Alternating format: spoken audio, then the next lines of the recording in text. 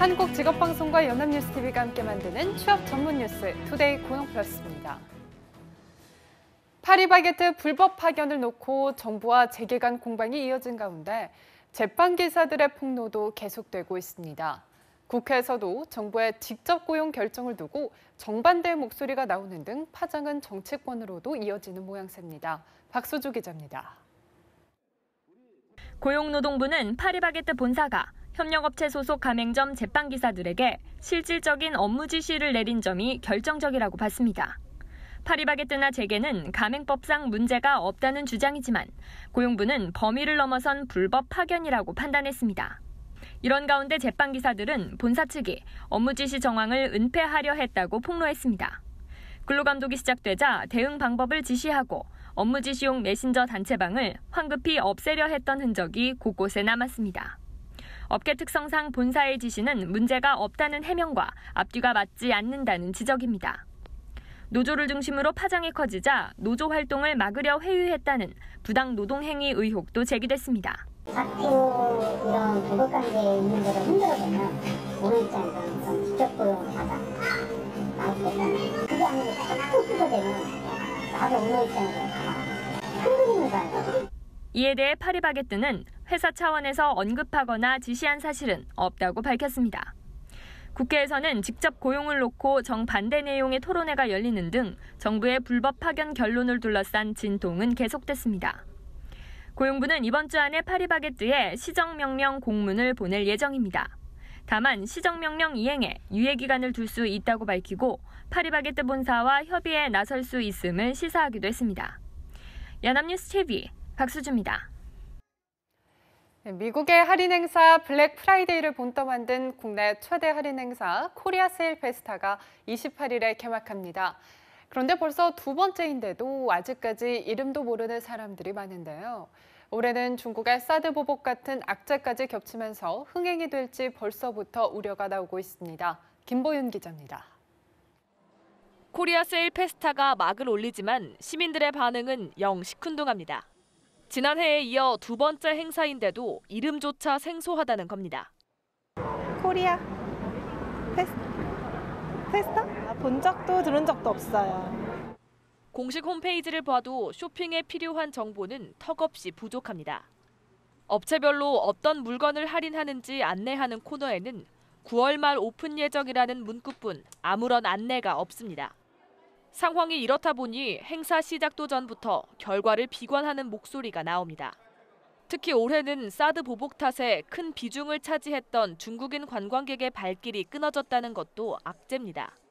지난해 코리아 세일 페스타 흥행의 1등 공신이었던 면세점 매출의 65%는 중국인 관광객의 지갑에서 나왔기 때문입니다. 유커 특수를 놓칠 것이 불보듯 뻔하지만 그렇다고 경기는 풀리지도 않았는데 내수에 기대기도 쉽지 않습니다. 관광업계는 이번 연휴 해외여행을 떠나는 사람들이 역대 최대에 이를 것으로 예상하고 있습니다. 연휴 기간 110만 명 이상, 하루에 10만 명꼴로 해외로 나간다는 겁니다. 대내외적으로 악재에 부딪힌 이번 행사가 부담을 떨치고 내수 부양에 제 역할을 해낼 수 있을지 우려는 커지고 있습니다. 연합뉴스TV 김보윤입니다.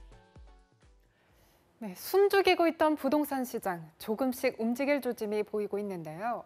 재건축 아파트 시장에서 불기 시작한 바람을 잠재우기 위해 정부가 강남 재건축 아파트 취득자에 대한 세무조사와 거래조사라는 압박카드를 꺼냈습니다. 박진영 기자입니다. 국세청이 세무조사에 착수했습니다. 서울 강남 4구 재건축 아파트 취득자 등 302명을 대상으로 세금 탈루 혐의를 조사합니다. 강남에서 성형외과를 운영하는 의사가 신고 소득이 적음에도 32억 원대 재건축 아파트 3채를 취득하는 경우 등 투기 과열지구 재건축 아파트 취득자, 다주택 보유자 중 자금 출처가 불분명하거나 편법 증여인 경우, 분양권 거래에서 다운 계약서를 작성한 경우가 대표적입니다. 거래 당사자와 그 가족의 최근 5년간 부동산 거래 내역, 재산 변동 상황을 분석해 세금 탈루 여부를 검증할 계획입니다. 정부가 세무조사란 카드를 꺼낸 이유는 주춤했던 부동산 가격이 다시 움직이기 때문입니다. 파리 부동산 대책 발표 이후 서울 아파트값 상승세는 둔화됐지만 서울시가 잠실 주공 5단지 3개 동에 대해 50층 재건축을 허용한 것을 계기로 지난 15일 이후 서울 재건축 아파트들은 2주 연속 오름세로 전환했습니다. 한줌 바람에 되살아나는 불씨처럼 조그마한 호재에도 부동산 가격이 오를 수 있다는 것을 보여준 겁니다. 국토교통부도 부동산 거래 조사팀을 구성해 투기 과열지구 3억 원 이상 주택 거래를 집중 조사하는 등 집값 안정에 힘을 보탭니다. 정부의 부동산 투기 압박에 어느 정도 효과가 나타나는지에 따라 추가 부동산 정책의 강도가 달라질 것이란 전망입니다. 연합뉴스TV 박진영입니다. 청년 창업이 늘고 있지만 창업 후 5년까지 버티는 곳은 4곳 중 1곳에 불과했습니다. 국세청에 따르면 15세에서 34세 청년들의 창업 후 지속률 분석 결과 5년간 지속한 비율은 23.5%였고 특히 음식 숙박업은 15.5%에 머물렀습니다. 지난해 청년 창업이 가장 많았던 업종은 온라인 통신 판매업으로 3만 7천 곳이었고 한식 음식점이 1만 8천 곳으로 그 뒤를 이었습니다. 반면 의류 소매점과 통신기기 소매업은 각각 47.3%, 43.3%씩 줄어 감소율 1, 2위였습니다. 한편 2011년 이후 5년간 청년 창업자가 가장 많이 늘어난 업종은 커피숍으로 이 기간 200.8% 증가했습니다. 고용노동부는 지난 7월 근로자 1인당 평균 임금은 351만 원으로 1년 전보다 3% 늘어난 것으로 조사됐다고 밝혔습니다. 사업체 규모별로는 중소기업 임금이 대기업보다 더 많이 늘어 임금 격차는 지난해 175만 3천 원에서 올해 173만 3천 원으로 소폭 줄었습니다. 그러나 정규직과 비정규직 간의 임금 격차는 지난해 212만 3천 원에서 올해 214만 4천 원으로 소폭 확대됐습니다. 이 밖에 근로시간은 올해 7월까지 월 평균 169.3시간으로 지난해보다 1시간 줄어든 것으로 나타났습니다. 유영민 과학기술정보통신부 장관은 27일 홈쇼핑 업계 관계자들을 만나 홈쇼핑 업계가 불공정한 관행을 근절하고 상생 협력이 정착할 수 있도록 모든 힘을 모아달라고 강조했습니다. 홈쇼핑 업계는 간담회에서 홈쇼핑 산업 진흥 정책을 강화해달라고 요청했고 상품 공급 업계는 중소기업의 상품 판로 확대와 재고 부담 완화 등을 위한 홈쇼핑 업계 협력과 정부 지원을 희망했습니다. 이번 간담회에 참석한 홈쇼핑 업계는 마케팅, 유통망 공동 활용 등의 내용을 담은 홈쇼핑 산업 발전과 상생 협력을 위한 업무 협약도 체결했습니다. 깜깜이 심사라는 비판을 받아온 면세점 선정 제도의 개선안이 나왔습니다. 이전 면세점 선정에서 권력의 개입이 드러난 만큼 100% 민간의 심사를 맡기고 심사 과정도 모두 공개한다는 게 골자입니다. 새 개선안은 올해 말 첫 적용될 예정입니다. 정주희 기자입니다. 이번 면세점 선정제도 개선안의 초점은 투명성 제고입니다. 베일에 쌓여진 심사와 결정 과정을 다 드러내겠다는 겁니다. 우선 일시적 기구인 특허심사위원회는 상시기구로 탈바꿈하는데 위원이 현 15명에서 100명으로 대폭 늘어납니다. 4개 전문 분야로 나눠 권한도 분산시켰습니다. 심사위원회는 전원 민간 전문가로 구성합니다. 대신 위원들이 위법 행위를 하면 공무원에 준하는 책임을 져야 합니다. 특허를 주는 기관에서 심사성 사업자 선정에 많은 부분 관여하는 것은 공정성 확보에 크게 도움이 되지 않을 것 같다. 그래서 민간인 주도 방식을 제안하게 됐고요. 심사 과정도 전부 공개합니다. 심사위원 명단, 평가 기준과 배점을 사전 공개하는 것은 물론 평가 결과를 해당 기업에 통보하고 인터넷에도 공개합니다. 관세청이 산정하던 각종 계량 지표도 특허심사위가 직접 산정합니다. 재작년 관세청이 계량평가 점수를 조작해 롯데가 사업자 선정에서 탈락했는데 이 같은 부정을 원천 차단하겠다는 겁니다. 정부는 이번에 마련한 개선안을 연말 롯데면세점 코엑스점에 특허 만료 후 새 사업자 선정부터 적용하고 내년 상반기에는 환골 탈퇴 수준의 근본적 개선안을 내놓을 계획입니다. 연합뉴스TV 정주희입니다. 올해 상반기 기업 접대비가 큰 폭으로 줄어든 것으로 나타났습니다. 이른바 김영란법으로 불리는 부정청탁금지법이 시행 1년을 맞은 가운데 생긴 변화인데요. 그런데 매출은 오히려 늘어난 것으로 나타났습니다. 김동욱 기자입니다. 올해 상반기 국내 기업의 접대비가 크게 줄었습니다. 한 조사기관이 상위 500대 기업 가운데 접대비를 분리 공시한 139개사를 대상으로 조사한 결과 올 상반기 접대비는 총 970억 원으로 집계됐습니다. 이는 부정청탁금지법 시행 이전인 지난해 상반기보다 15% 줄어든 겁니다.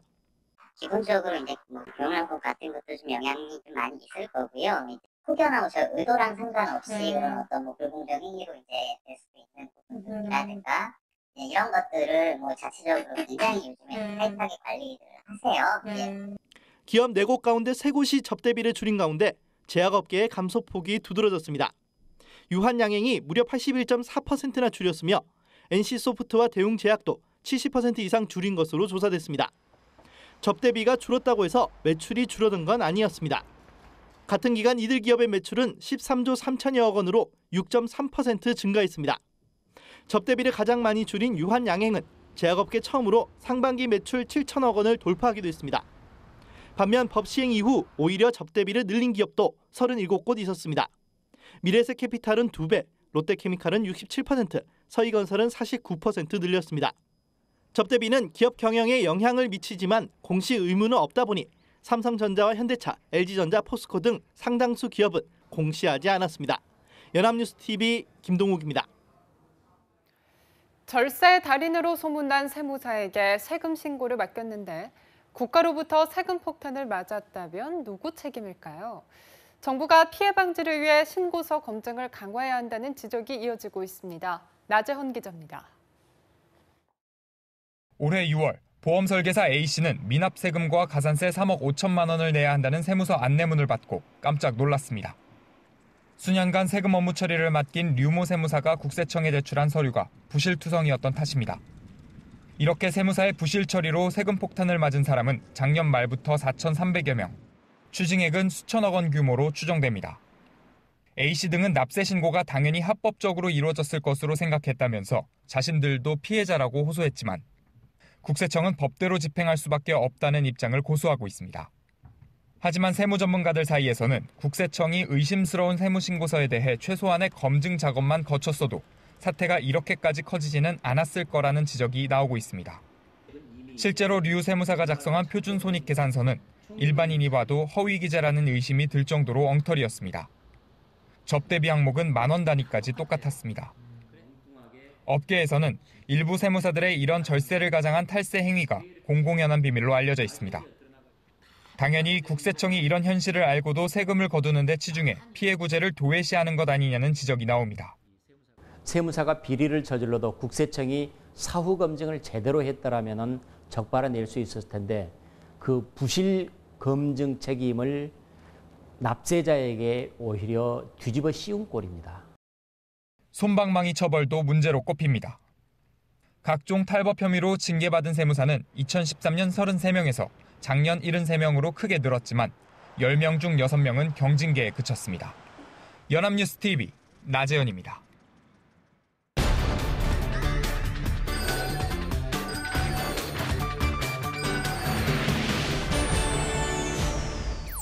대한민국 50만 구직자의 일자리 현황을 데이터로 풀어봅니다. 투데이 데이터 뉴스 시간 구보나 캐스터와 함께합니다. 안녕하세요. 안녕하세요. 투데이 데이터 뉴스 시간입니다. 어제 추석 연휴 동안 직장인이 면접에 쓰는 지출 비용에 대해서 알아봤는데요.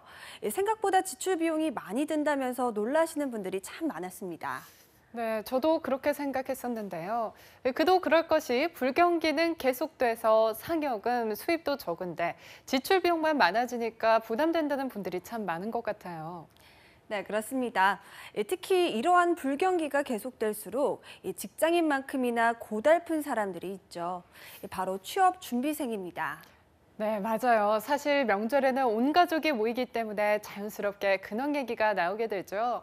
취업 준비생에게는 아직 그런 자리가 가시방석 같을 것 같은데요. 네, 그렇습니다. 실제로 취업 포털 인크루트가 구직자 689명에게 추석 연휴 기간 동안 며칠 정도 편히 쉴 수 있는지를 묻자 22.5%가 단 한순간도 편하지 않을 것이라고 응답을 했습니다. 이어 3일이 18%, 10일이 13.2%로 나타났습니다. 평균적으로 구직자들은 긴 연휴 중에 불과 3.8일가량만 편히 쉴 수 있다고 응답을 한 거죠. 네, 긴 연휴도 마음 편히 쉴 수 없는 것이 바로 이 시대를 살아가는 취업준비생의 비애가 아닐까 싶은데요. 주로 어떤 이유 때문에 편히 쉬지 못하는 것으로 나왔나요? 네, 1위를 차지한 응답은 26.4%를 차지한 공부나 취업 준비를 해야 하는 것에 대한 부담이었습니다. 또 가족이나 친인척 모임에서 빚는 잔소리나 비난에도 24.2%가 응답을 해서 뒤를 이었는데요. 구체적인 답변은 성별에 따라서 다소 달랐습니다. 남성 구직자의 경우는 가족에게 드려야 할 선물이나 용돈 등 경제적 부담이 14.7%로 가장 많은 반면에 집안일 스트레스는 9.5%, 연휴 휴유증은 8.6%, 운전 스트레스는 5.2% 순으로 스트레스를 받는다고 답을 했고요. 여성 구직자는 집안일 스트레스가 14.1%를 차지해서 1위를, 또 경제적 부담이 10.7%, 다이어트 부담이 10.3%, 연휴 휴유증이 8.7% 순으로 걱정거리의 순위를 차지하고 있었습니다. 네, 이렇게 보니까 여전히 명절에 대처하는 남성과 여성의 성역할도 아직까지는 많이 다른 것 같은데요. 여성 구직자의 경우 취업이 안 되어 힘들기까지 한데 다이어트에 대한 부담을 가지고 명절을 보내야 한다는 사실이 너무 가혹하게 느껴지는데요. 네, 그렇습니다. 그래서 이번 추석에는 아예 집에만 있지 않고 생산적인 활동을 하려는 청년들도 늘었다고 하는데요. 아르바이트 포털 알바몬이 1,592명의 직장인과 대학생, 또 알바생들을 대상으로 추석 연휴와 아르바이트 설문조사를 실시한 결과 성인 남녀 중에 10명 중 6명이 추석 연휴 기간에 아르바이트를 할 의향이 있는 것으로 조사가 됐습니다. 특히 이 같은 응답을 한 응답자 중에 대학생은 65.7%, 직장인도 54.9%나 되었다고 합니다. 네, 아무리 그래도 좀처럼 오지 않는 황금 연휴인데 어떻게 이런 생각을 하게 됐을까요? 네, 응답자들이 추석 연휴에 쉬지 않고 아르바이트를 하려는 이유를 살펴보니까요. 복수 응답으로 휴일 수당 등 평소보다 급여가 높을 것 같아서가 38.9%로 1위를 차지했습니다. 그 밖에 다른 답변으로는 추석 연휴 기간에는 단기 알바를 쉽게 구할 수 있을 것 같아서가 38.3%, 또 당장의 생활비, 용돈을 벌기 위해서가 35.4%를 차지했습니다. 아무래도 주말이나 휴일에 시급이 높기 때문에 연휴 알바를 선호하는 거겠군요. 네, 그렇습니다. 추석 알바의 장점을 살펴봤더니 평소보다 높은 시급과 일당이 66.9%로 1위를 차지했고요. 단기간 근무하고 필요한 돈을 모을 수 있는 점이라고 응답한 사람들이 57.3%나 됐습니다. 이에 대해서 연휴 기간의 적정 시급을 조사해봤더니 직장인들은 최저 시급의 1.5배 정도가 적당하다고 가장 많은 답변을 차지했고요. 대학생들의 경우는 7,000원 이상이 적당하다고 응답했다고 합니다. 네, 그렇다면 아르바이트를 할 때 선호하는 업종도 있었나요? 네, 응답자들이 가장 하고 싶은 업종의 1위는 29.8%를 차지한 영화관이나 놀이공원이었는데요. 추석 때 영화관이나 놀이공원에 방문객이 몰리다 보니 시급이 높다는 이유 때문이었습니다. 같은 이유로 외식이나 식음료 업종도 21.4%, 서비스직이 15.7%, 사무직이 11.2% 순으로 응답을 했다고 합니다. 네, 이렇게 사람이 몰리면 기존에 아르바이트를 하고 있던 사람들도 쉬지 못하겠어요. 네, 그렇습니다. 실제로 현재 아르바이트를 하고 있는 알바생 중에 76.6%가 추석 연휴에도 근무한다고 답을 했는데요. 연휴에 근무하는 이유를 묻자 돈을 벌기 위해 자발적으로 근무한다는 답변이 55.6%를 차지했다고 합니다. 하지만 이 예상 외로 응답자의 대부분을 차지하는 76.8%가 평소와 비슷한 시급을 받는다고 했는데요. 이들이 연휴 기간에 근무하면서 받는 평균 시급은 7,630원으로 알바몬이 8월에 조사한 업직종 분류별 평균 시급 7,200원보다 불과 430원이 높은 금액이었다고 합니다.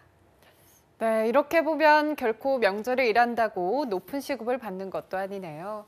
그럼에도 불구하고 이들이 가족과 함께하지 않고 조금이라도 일을 하려는 이유는 바로 스스로 느낄 수밖에 없는 친척들과의 갈등과 스트레스, 조금이라도 돈을 더 벌어서 생활비에 보탬이 돼야 한다는 불안의 자화상 때문이 아닐까 싶습니다. 황금 연휴 중에 불과 며칠만이라도 청년들이 가족과 함께 편히 쉴 수 있는 시간이 되기를 바라겠습니다. 지금까지 투데이 데이터 뉴스 시간 구보나 캐스터와 함께했습니다. 고맙습니다. 고맙습니다. 투데이 고용 플러스 오늘 준비한 소식은 여기까지입니다. 함께해 주신 여러분 고맙습니다.